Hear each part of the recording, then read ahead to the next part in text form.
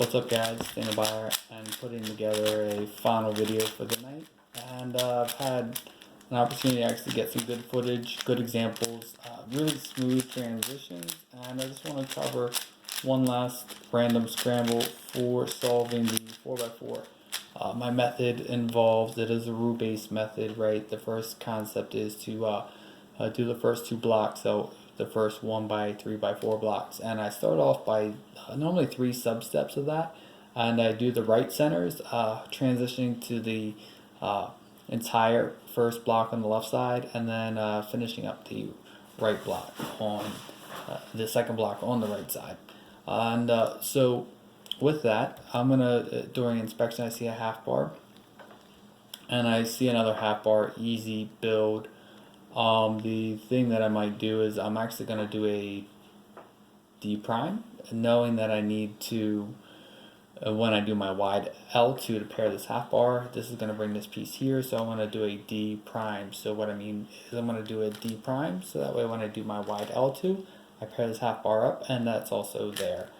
I don't mind that this piece paired up, wound up being kicked out, because it's going to easily pair, because right now this is in the way, right? So if I was to do R2 to pair this pair up, it's in the way. So I'm going to insert this.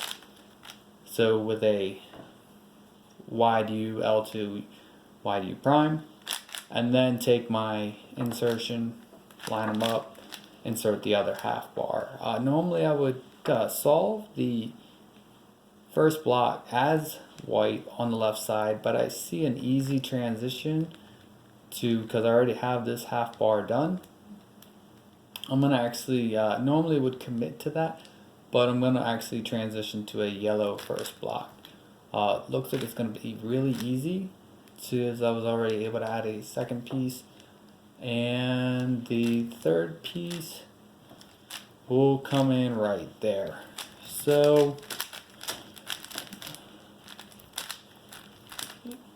finishing up now, once all 3 edge pairs were paired, the wings are paired, I finished that first block and immediately transitioned to the second block. I already just basically lining everything up on the U and L, on the U face, on the L and R slices, and pair them up and insert them. That is using a roux style technique. And finish up my first 2 blocks. Now I'm going to transition to the next 2 centers, and I know that I want a green back because that's really super easy, and then a D of orange. So I'm going to do an L2 connecting the 2 half bars. I see a half bar here, so I'm going to do L prime U2 L, pairing that up, and then I'll pair my other pair up, U2, and so now R2, U2, R2. So both pair are done. Because this is already solved, that happened automatically, just gonna kick that out. So I have a solved pair at the back that I know about, and what I'm gonna wind up doing, due to the nature of this, we'll wind up kicking that solved pair out, and then transitioning to solving a second pair, and then solving a third pair. So I've solved 3 pair, basically just doing L prime E2 L. I keep solving one of these pieces to the UB slot. So I line them up opposite of each other on the L slice, either 2 pieces at the DF and the UB on the L slice, or at the DF and the UB on the R slice, and to do the respective L prime U2 L or R U2 R prime. So now all 3 are done, I'm going to reset this. I look at the relationship and I see I have a good relationship here, so I can do, these are relatively good to each other, so I can do U, M prime. It's important to remember that blue and red are still unsolved centers, but that's fine because we'll fix that last 2 centers at the very end.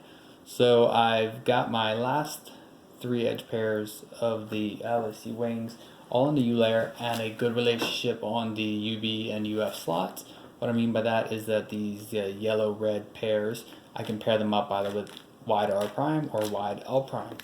It's a matter of which way I go. This is center safe to do, and basically I'm going to recognize which case I have based upon the matches that I get. So I want to see either a match here, and looking closely is actually a green red and a green orange. Those don't match, but I do have a match of green orange and green orange here. And it's important to also recognize that it's not this pair, but two pieces away and two pieces away. These two match. So basically, I know that because it's two pieces away, I'm looking and either one piece away, so that would be the R slice, or two pieces away would be the L slice. So I know that I'm going to do an L prime, and because it's a two pieces away, it's also a U2 trigger. So L prime, wide L prime, U2, L, U, L, U, wide L. So then I didn't do CMLL yet because I knew that my LSC wing step would actually mess with the corner orientation, not the permutation because it's assumed that I apply, but actually messed up CMLL. No big deal though. Maybe I think I recognized it from the previous angle when I applied that. But so now I look and I have a kind of an actual bad case for red blue centers. But what I want to wind up doing, I want to do my EO, and I want to treat this edge as because the red centers and blue centers are unsolved, I want to treat this as my parity edge. And so basically, if I have this is a parity edge, I flip the orientation of it. So instead of it being a good edge from perspective, in my mind I flip that. It's a bad edge. So now I have an arrowhead case.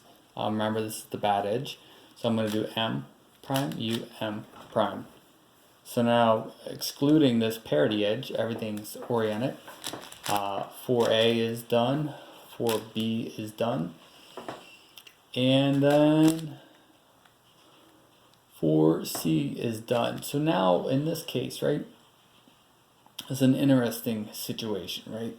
And it's good to recognize, first off, I did non-matching blocks, and that might mess you up. But basically what I did is, ignoring the non-matching blocks, let me actually do an R2, so that way we can see this with non-matching blocks. Because I had odd parity, and I, rather than solving the LR faces, which would normally be like a 4B substep, you permute the UL and UR edges, and then you solve that to recognize the case. I continued to actually permute all of these because I recognized I had not only odd parity but even parity as well. So basically the M slice is permuted, but this 1x1x4 bar, the UL edges, and the 1x1x4 bar, the UR edges, are actually swapped. So what I'm winding up doing, I want to do another L prime U2 L U2 algorithm, right? That's the first thing that I'm going to do. That's going to flip this edge, and it's also going to basically transform the parity from an odd parity into a blindfolded parity. L prime U2 L U2. So what I mean by that is, now you see that blue-red edge is actually not flipped. And now I have my parity edge confined to these two pieces, and I actually made my centers just a little bit better, which I talked about having only one red center and one blue center to swap with an 8 to 9 move commutator. So that algorithm, and I do a cube rotation. If you know anything about blindfolded cubing for a 4x4, you wind up doing, there's a parity swap that, rather than swapping two edges, normally the traditional method is to swap a piece at the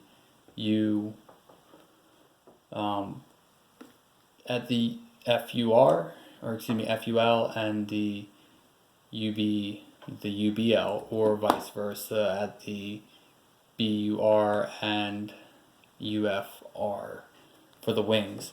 And so what I would recommend in this case is actually to, now I did that and I rotated back to centers, so that way I had the UNF oriented, and I just do a commutator to finish up, and wound up canceling out the 7 moves. Actually, it was 8 moves, because I just did my setup move, AUF, and then the last move canceled, the cube was solved. Cool, guys.